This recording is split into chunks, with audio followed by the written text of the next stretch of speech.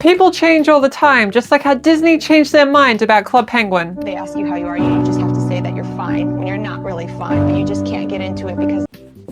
Today's video is about things that have changed throughout transition. In other words, things that I used to do, but I don't do now. To get a more obvious one out of the way, less of my life's routine is directly related to my transition because I've transitioned, right?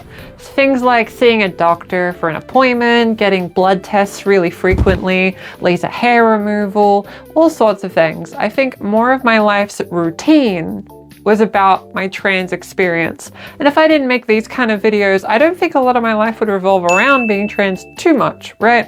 So that change in routine dramatically has changed how frequently, I guess, I interact with my trans identity. Less of my life revolves around being transgender, which after years and years of feeling like everything revolved around me being transgender, it's kind of refreshing, I guess. You kind of just get to live your life after a while. So if you're at that stage where you feel like it's all encompassing, don't worry, that is temporary. But it's okay to enjoy that initial fun time of discovering everything and trying things out and that sort of thing, right? A funny thing I used to do but don't do now is stuffing my bras with ski socks. When I did a snow trip for high school, the only time I ever got to see snow in Australia, I was given a pair of blue ski socks, and I frequently used the same pair of ski socks to stuff into bras so that it would look like I had more assets, we'll call it. The funny thing is, I got into such a habit of doing this from about 2015 onwards that when I did start hormones in 2021, I was kind of just used to stuffing my bra all the time. Like anytime I was dressing femme, I would always stuff bras. That was like as natural to me as putting on makeup or whatever. But eventually I actually started growing breasts because that's how hormone works. Now I didn't actually get that much in the grand scheme of things, but I'm pretty happy with what I got, and it doesn't restrict me when dancing, so I can't really complain. But I had this funny moment where I was teaching English as a foreign language, which was a job I used to do before YouTube. During my time teaching, I reached that awkward point where my assets, we'll call them, have reached critical stock market value. So as a result, wearing the ski socks didn't make sense anymore because the same ski socks mixed with actually having breasts now meant that I had too much assets, unfortunately. And that was a bit awkward when I finally realized. I remember looking to the side and kind of seeing my shape and being like, oh, that's probably not very natural looking with my body type.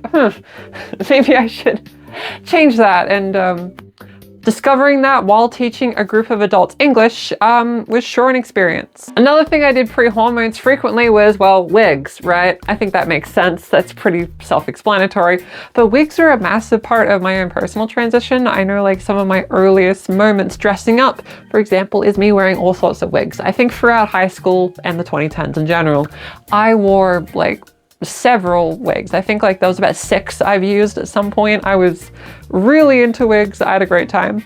They were kind of easy to get really cheap. And a lot of people had cosplay wigs in high school they wanted to get rid of. So I was able to acquire those. And that was quite a nice experience. Here's the main one I used. Back in high school, I used the name Violet, and with it was this purple wig, which was very cute. I didn't end up sticking with the name despite using it for nearly a decade, but there's a funny timeline where the channel could have been called Fairy Princess Violet.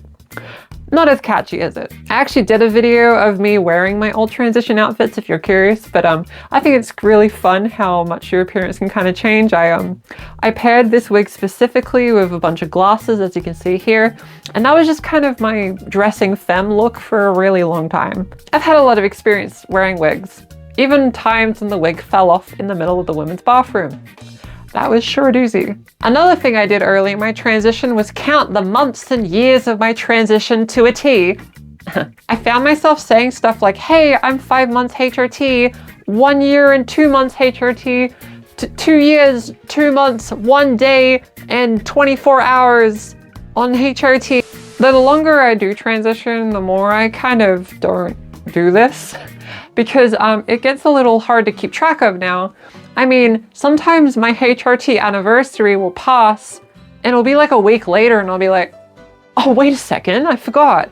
Yeah, it's my HRT anniversary last week. That's crazy. I need to start having like a reminder on my phone because I do think a HRT anniversary, even years into it, should be celebrated, right?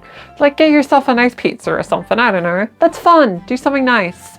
But I definitely made a bigger deal out of HRT anniversary milestones. Like I think I like mentally like had a big party for myself in a way because it is a big milestone, right? Like when I reached 1 year HRT, that was huge. 2 years, massive. 3 years, wow, we're really getting into this. But I'm at about, see, I don't actually remember. This proves my point. But I think I'm like 6 years. I started February 27th, 2021, I think, or 28. Okay, I don't remember, which is kind of proving my point. Earlier in transition, I used to frequent r/transition timelines. But I don't really go there anymore, and to be honest, I recommend that other people don't really go there either. If you're not familiar, it's essentially a page where people post photos of them before they transitioned and after they transitioned, right? Which is a wholesome thing. I think having like your before image and your after image is such like a core part of trans culture, I think, and a very important one too, and we should keep that, right? But the issue comes where if you go on these too much, you start to compare yourself to others and other people's progress. How many times have you seen an image where it's like before and it's like a super gruff man, and then the after is like 1 month HRT and she's suddenly Barbie, right? Here's the thing. In your after image, you can use filters, really good makeup. You can straight up just AI generate some garbage and act like that's a picture of you, right? There's so much you can do to be really deceptive with your transition timeline photos, right? You can straight up go on the internet, grab a random cis supermodel, pick that as the photo, place that in the after, put that in the before, and no matter how unbelievable it seems, if you post that, you'll make a lot of trans people feel really bad about themselves. I've found frequently I would see photos of people being unrealistically beautiful in the after, right? To the point where I would be like, wow, am I doing this wrong? You know another subreddit I used to frequent? No, not that one. I posted on r/transpassing several years ago, before this YouTube channel blew up. I don't remember exactly when. I was still in university at the time. I don't even remember if I was on HRT yet. I think I was like a year into it, I think. But anyway, I got roasted, obliterated, torn to shreds, lovely audience, because that is what happens over there. It's rather negative, actually. That kind of crushed my feelings a little bit. So a thing I don't do now is I don't go on places like that. Another thing I don't do anymore is dating apps. Ugh. To be real, it's probably more so due to my age range more than anything. When transition started, I was like, you know, early 20s, and I think early 20s are more likely to use a dating app than like mid 20s, if I were to guess. So it might be more to do with that than my transition. I'm unsure. I think part of it was trying to seek validation by looking a certain way and being a certain way and getting the attention of guys or whatever, right? But over time, I just kind of decided that I'm not really interested in that stuff. Might be ace, who knows? But for whatever reason, I'm not really interested in dating or anything of the like.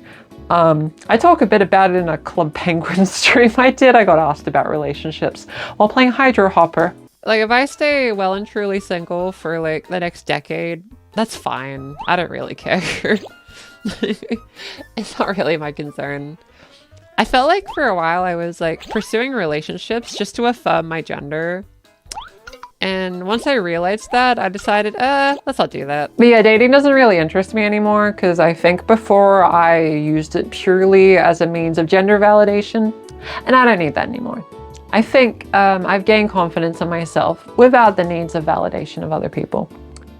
Ironic considering my job. I only really went on one date during when I used dating apps. I found that a lot of it was either bots or not the people I'd want to associate with, or people just straight up way older than me. So yeah, I didn't engage with it too much. That one date was pretty nice though. I just think I wasn't ready for that kind of thing. Just wasn't the right time. The last major thing that's changed is, well, how I dress, right? I think that's a pretty big topic, right? When I started transition, I think I had a bit more of like a slightly alt girl, like alt girl light, with like cool checkered skirts and chains and stuff, and like I'd have the heart choker. I felt so cool, so cute, yeah, with the purple wig too. It was a very different vibe. And then over time, I think I shifted to like a bit more of a hyper femme kind of look. But specifically, I tried very uncomfortable shoes. And I don't wear any heels or the like anymore because I like being able to move, right? That's probably because I got so into dancing and running around, and I just love exercise, right? It feels good. Exercise feels good. I recommend it. But point is that I think my wardrobe has slightly shifted to accommodate for movement. I think everything I wear is very loose, but still well fitted, right?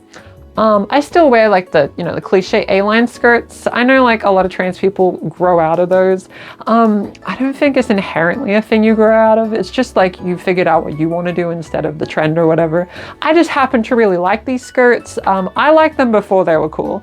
I didn't know they were a trans thing when I got into it, but even if you do know it's a trans thing and you just like wearing them, that's fine, go for it, doesn't matter. We don't need to gatekeep this stuff, it's fashion. But I'd say my fashion now is more like these kind of fits. I think the most tight restrictive clothing I wear is the blouses, and even those are way more free-flowing than you'd think they'd be. Like I could run around and dance in the blouse just fine, right? I just don't wear anything tight anymore. Everything is very loose. And when things are loose, I can move. And when I can move, I feel more confident and I feel good.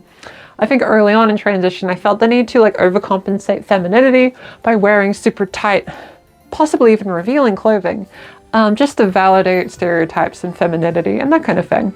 I was always dressed up as if I was going to a party, whereas now I think I have found my happy medium of how I want to dress, regardless of the opinions of other people. Makeup too is a bit different. I used to wear like full face of makeup like every day, whereas now, not really. Even in this video, I'm only wearing eyeliner and eyelid primer. It's not really something I'll worry about now. I think like I use makeup more as a means of self-expression rather than like trying to flex or whatever. And I think that over time maturity, I think is part of more so experience through living as my true self. So it's not inherently something transition related, but it kind of is. And now is a list of things that have changed since I started my transition journey. If you want to change something, I recommend changing that subscribe button to a subscribed button. Like the video, comment something really friendly, let me know something that you have changed throughout your own transition journey, right? I'm actually really curious to find out. I post a video every week at this time, and also I do a weekly stream on this time where I play video games or that kind of thing, or even dance. So feel free to check those out. We also have a cozy Discord if that interests you. But if you want to support the channel more directly, feel free to check out the Patreon and YouTube membership. Those memberships really help the channel. So thank you very much to anyone that's helped and supported. Self-promotion aside, I hope you enjoyed today's video. I'll see you next week. As always, stay hydrated and know that you are valid. I'll see you next week.